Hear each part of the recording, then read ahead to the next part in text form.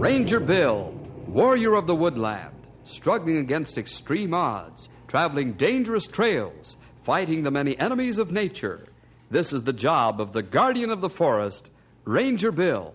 Pouring rain, freezing cold, blistering heat, snow, floods, bears, rattlesnakes, mountain lions.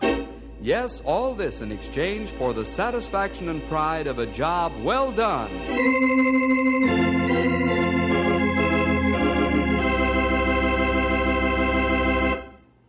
Boys and girls, you know Bill's been asked to do many strange things and help solve a lot of unusual problems. But this time he's going to show us how to fish. Oh, not the kind of fish you're thinking of. The fish Bill's going to be asked to catch is a man. A big and important man. Now, it's one thing to catch a fish when he's hungry and will take any kind of bait on almost any kind of hook. Jump right out of the water after it. But when the fish isn't hungry or even interested, that's where the science of fishing really has to be used. The man Bill's going fishing for is vitally connected with national defense. Well, let's get into our story. Here's Catching a Big Fish with a Small Hook.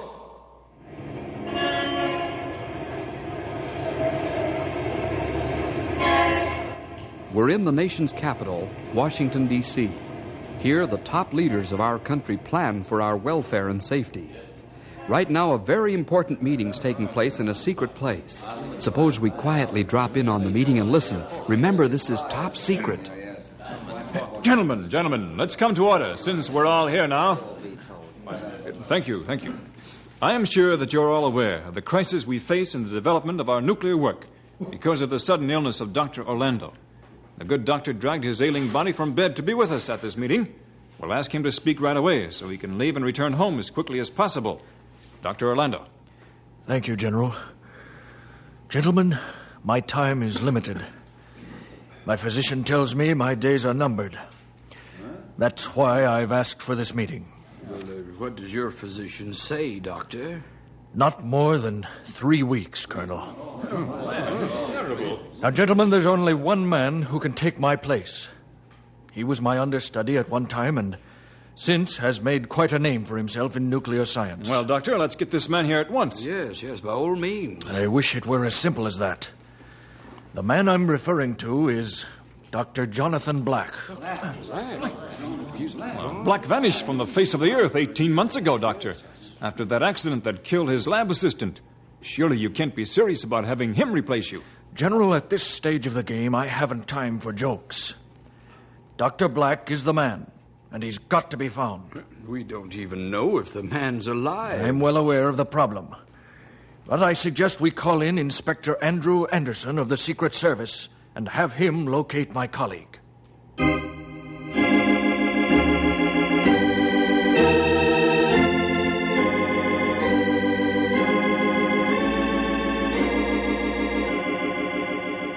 Inspector, you have the whole story and all the material we could get our hands on about Dr. Jonathan Black. Well, thank you, General. This will be a tremendous help. I think you know what this means to our national security.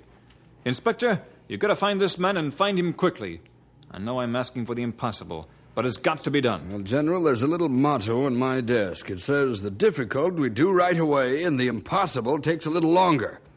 We sincerely intend that sign not to be a joke or a brag. Well, I hope not, but it sure sounds like it. Remember, keep one thing in mind, Inspector. And what's that, sir? Dr. Orlando's got 3 weeks to live.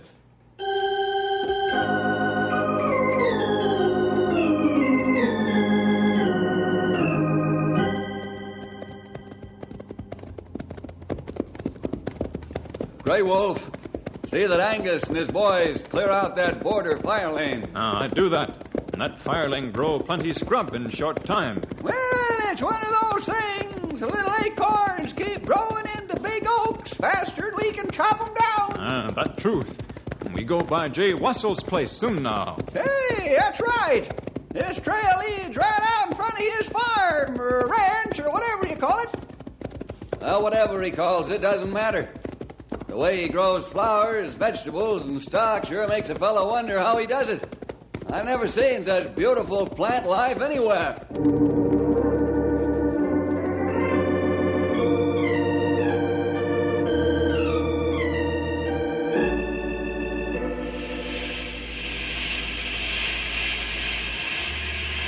Hello there, Jay. Hello, fellas.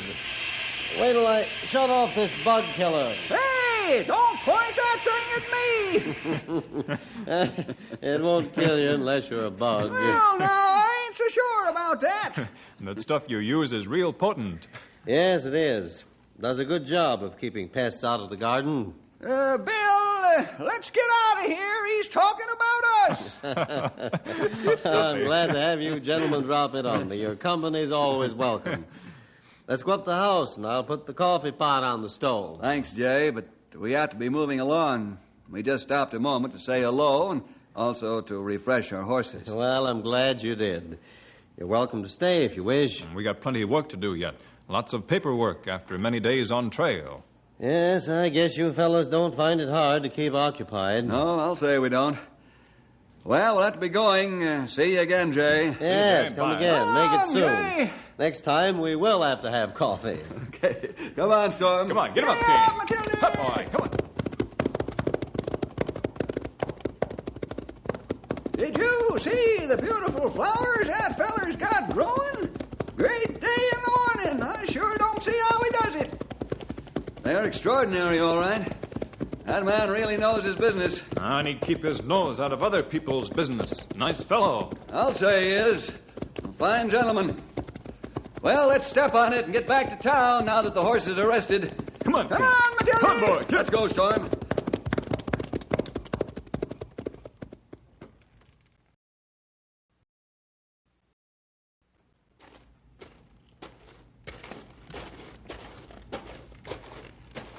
It's good to be back at the office again. You know, we've been out on the trails for 3 weeks. That's right. I wonder what happened in that time. Well, a lot could happen, fellas. But maybe we're fortunate this time and life kept a normal pace.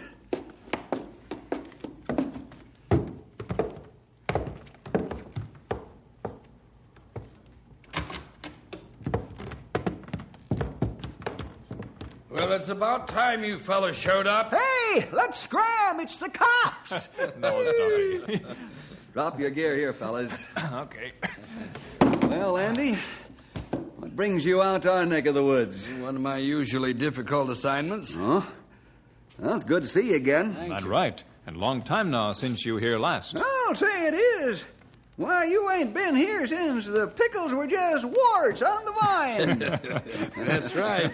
But it's sure good to be back. I don't suppose you can tell us what your new job is. Yes, I can. And what's more, I think it's going to involve you fellas directly. Oh, here goes my high blood pressure. Every time we work with you, I almost get scared out of 10 years' growth. And I ain't got many 10 years left to get scared out of, Sonny. Stumpy says more truth than fiction.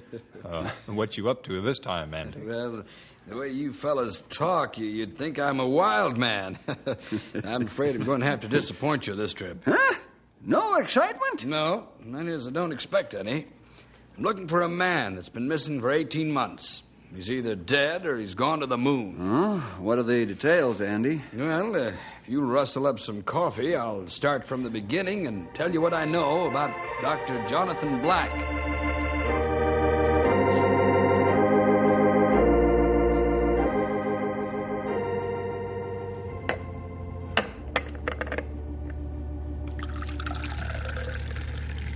So, now you know as much as I know about this case. Well, you sure ain't generous with the information, young feller. I'll say I'm not, but it's all I've got to donate to the cause.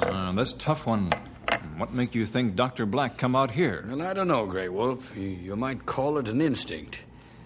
What better place for a man to come and nurse his soul and mind, get away from whatever he's trying to escape? Mm-hmm. You have a point there, all right. Bill, I'd like you to do me a favor. Yeah? Shoot. Will you fellas take a close and hard look around this part of the country? I'll hop a plane and go to the coast for a few days, contact my undercover boys out there. Then I'll be back. It'll save valuable time. Okay, Andy. We'll do some serious scouting around and see what we can find.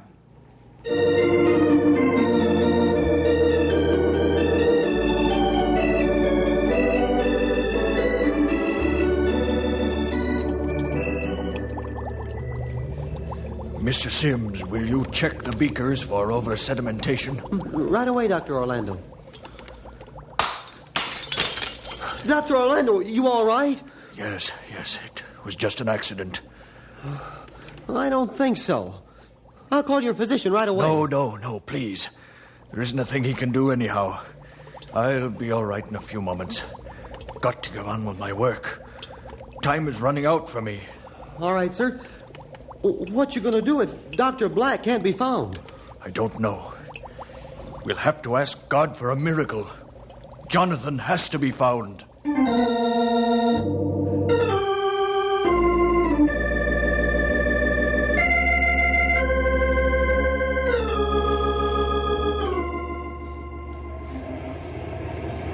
Well, Bill, me boy, I've asked the question all day until I'm never be forgetting the name of Dr. Jonathan Black. No, sir, no more than I can forget me aching feet. You've done a fine job, Pat. I sure appreciate your help. I think nothing of it. Patrick O'Rourke's always glad to help. I'm just sorry I couldn't get results. Well, so am I, but that can't be helped. Well, let's find out how Stumpy made out. How about it, Stumpy? How many more thousand people do I have to ask about Jonathan Black and have them say no? I take it you've had negative results, eh, Stumpy? Negative ain't the word for it. I've heard the word no so much it's beginning to drive me crazy. You want me to keep on? No, head back to headquarters, Stumpy. I'll meet you there. No? I mean, yes. Hey, you see what you've done to me? And now I automatically say no to everything.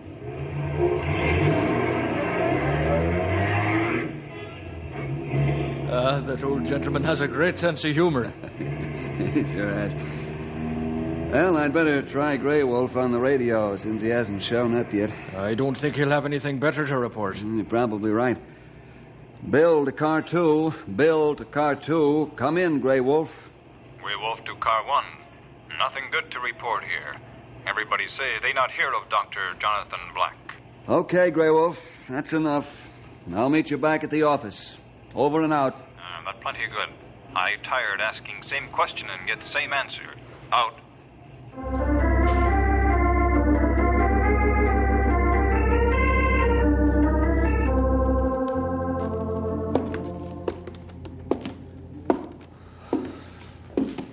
Bill, Jonathan Black's got to be in this part of the country.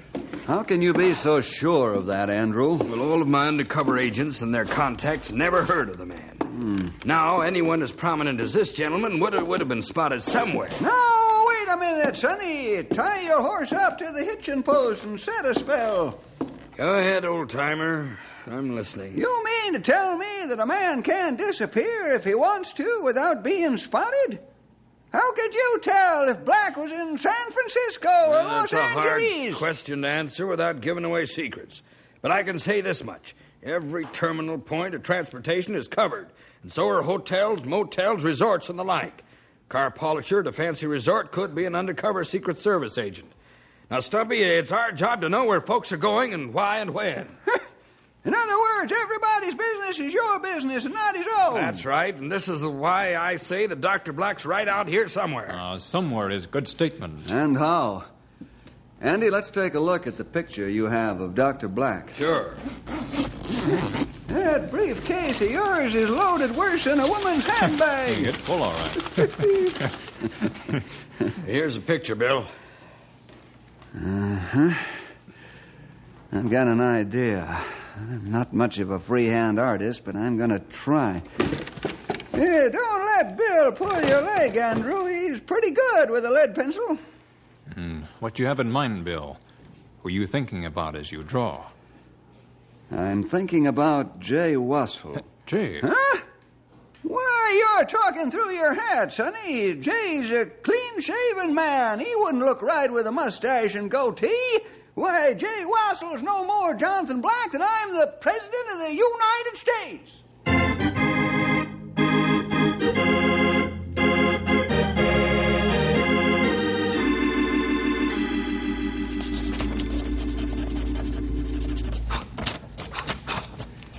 Well, there it is. Took 3 tries before I got what I wanted, but there it is. Well, looks like I shot my mouth off too soon. That's Jay, all right, or I'll eat my shirt, buttons and all. It's hard to believe, but it's true. You do plenty good job of drawing picture, Bill. I'll agree. Jay Wassell and Jonathan Black are one and the same. Where is this Jay Wassell? He lives outside of town about 4 miles in a nice little place he's got fixed up out there. You interested in taking a look at the man? Does a duck like water? Let's go.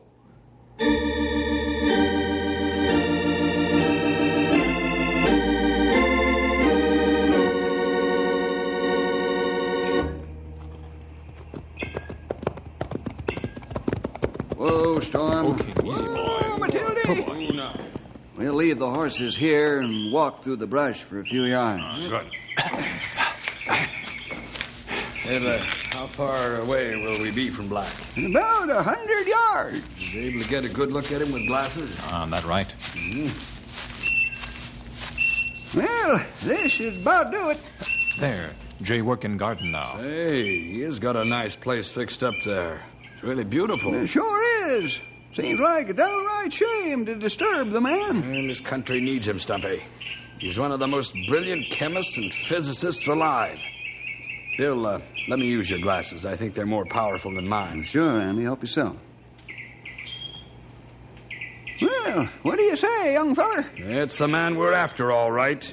Jay Wassell is Dr. Jonathan Black.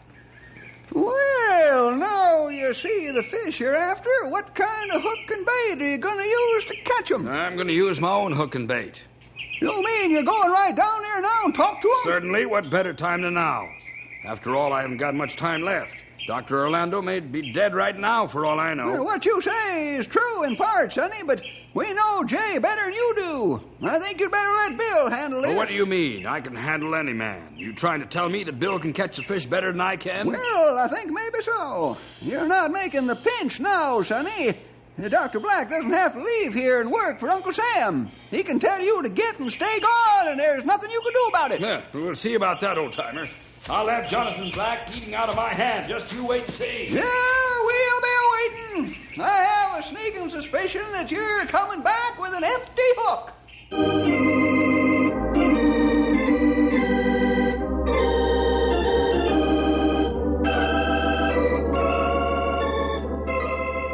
That's the whole story, Dr. Black.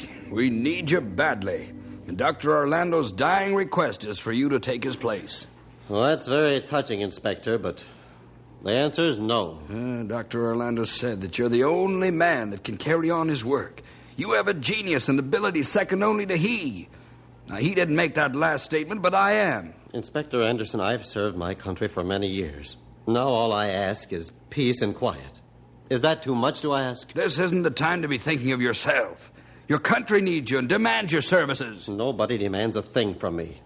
I've given the fullest measure. For 30 years, I've worked in a stinking laboratory for my country, to all hours of the day and night. Yes, and at great personal risk. And even helped a good friend of mine to lose his life. Now I'll thank you to leave. Well, I'm sorry that I'll have to tell the powers that be that you're not interested. That you're considering your selfish interest before your country's. Get off my property, Inspector, before I have you arrested for invasion of privacy. Get off before I forget that I'm a gentleman.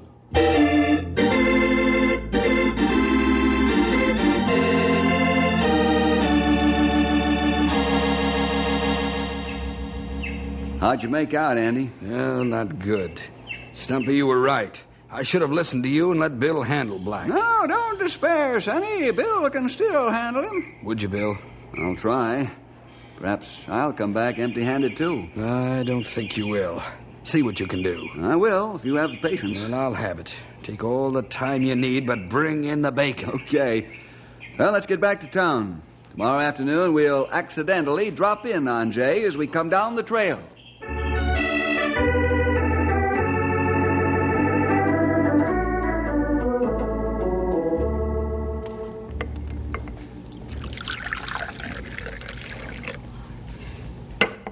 Hey, this coffee is mighty good. It's kind of drizzling out a little, and hot coffee takes the chill out of my old bones. These rolls are mighty eatable, too. That truth. I have more, please. Say, Bill, what do you think about the new bark disease we ran into up on the north section? I don't know what to think about it, because I don't know what it is. I'll send the bark samples to the lab as soon as we get to town. It'll not take much time. The way disease is spreading, we not have that much time. You say you don't know what this new bark disease is, Bill? No, Jay. And what's more, even if we did know, we'd have to find out what type of fungicide would kill it. And that's going to take more valuable time. Mm-hmm. May I see the bark samples? Well, sure. I got them right here in my pack. Yeah, Bill wanted to make sure they didn't get away. Here they are.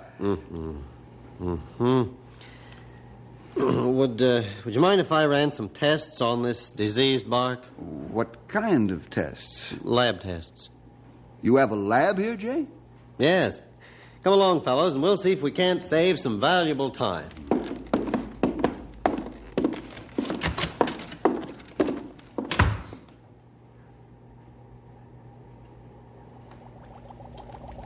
By the smile on your face, I'd say you got the answer, Jay. Yes. Plain old DDT will kill the parasite causing this disease. Fine. We'll have the crews and planes spraying first thing in the morning. I sure appreciate what you've done. Quite all right. I'm glad I could do it. It's a shame you're hiding away here, Jonathan. Then you know about me? Yes. Inspector Anderson asked us to help find you. Uh-huh. Weren't you aware before that I wasn't an ordinary retired man? Well, yes, but I felt that was your business, and I let it go at that. What are you going to do now that you know? Jay, this is your affair. I've learned to mind my own business, unless I'm asked to butt in. You'll have to answer to your own conscience and to the Lord for your actions. I won't have to answer for you. But I killed a man. That's right. In laboratory. And it was accident. It was I that caused the accident, Grey Wolf. Young feller, we who work with danger take that calculated risk. But God didn't give you all this talent to hide it away. You can help save thousands of lives with your knowledge. You can make life beautiful, just like you make your gardens. Fellas are right. But again, I say that this is your affair. Well, we better be getting along so we can get after those trees at the crack of dawn. Thanks for your help, Jay. Yep, you can help lots of folks like you helped us, but not from here.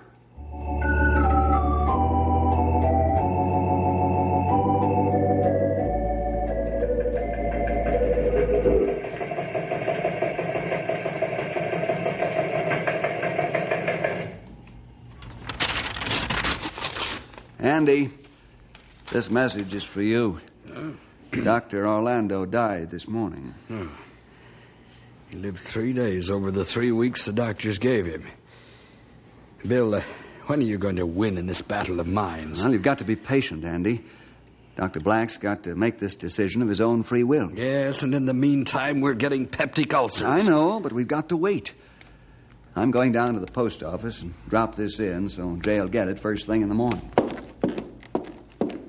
What good is mailing the teletype message to Dr. Black going to do? Bill's baiting the hook with stronger bait. What do you mean? Bill is using love and loyalty to bring Jonathan Black out of his shell. You've got a lot to learn about catching big fish with a small hook, young feller. I have? Well, how? When you've got a whopper on a small hook, you've got to let him have line until he gets tired out. Then when he's resting, you reel in. Then he'll fight again and get tired again. And each time he rests, you reel in more until you got him. That's right. If you try bring big fish in when he full of fight, then he break hook or straighten it out and get away. It take much patience to catch big one. Yeah, what you fellas are saying makes sense, but I hope I've got the patience to hold out.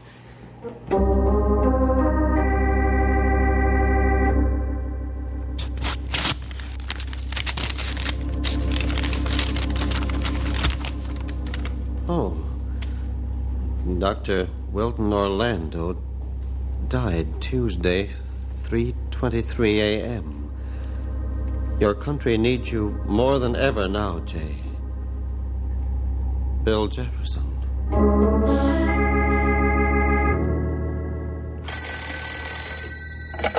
Hello? Jay, did you get my letter? Yes, but my mind's the same. Each day means another day that you're losing out in helping folks. But I can't forget that I killed a man. God doesn't hold you responsible for something you couldn't help, but He does for your neglect of your opportunities. Oh, hello, Bill. It's 3 days now, Jay, that your country has been in need of you. Jay, it's 4 days. Your country still needs you. You're still wanted, Jay.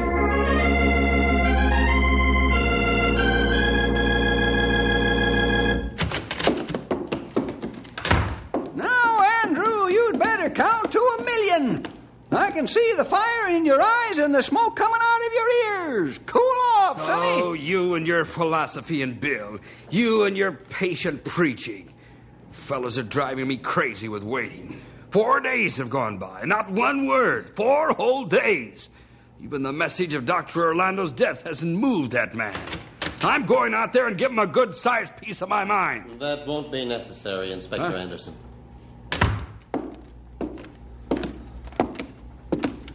Sorry you heard my outburst. I lost my self-control for a minute. Don't apologize. I deserved it. Have you reached a decision, Jay? Yes, Bill. My name isn't Jay Wassell any longer. It's Dr. Jonathan Black.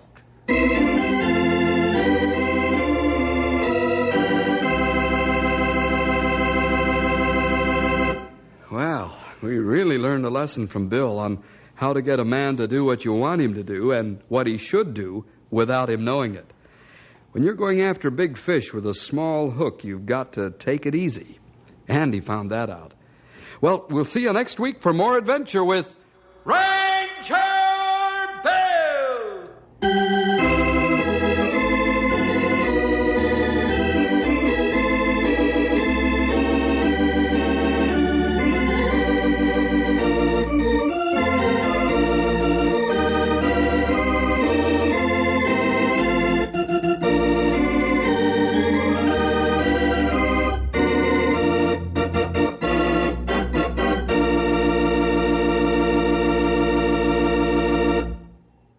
Hi again. Our program today gives me, Ranger Bill, just a little time to talk to you moms and dads about our adventure stories and why we're on the air. We all know that every time a boy or girl listens to one of our programs, he gets some impression of the Christian life and the character of the people involved. So we must be constantly alert to guard the image that's presented, to make it realistic and truthful, neither setting up false ivory tower heroes for fellas and gals to aspire to, or creating the impression that Christianity is an impossible goal in this day and age. We also try to present Christians as people, something which they are. The faults of a Christian don't have to be glossed over. He's human too. So we try to present to you, the listener, a story that from your point of view is a factual photograph of a way of life, namely the Christian way, and showing individuals living, seeing, understanding this way of life, or maybe missing it completely. Let's all be honest before God so that truth can survive. And our young people will turn out to be the good citizens and real Christians that we want them to be.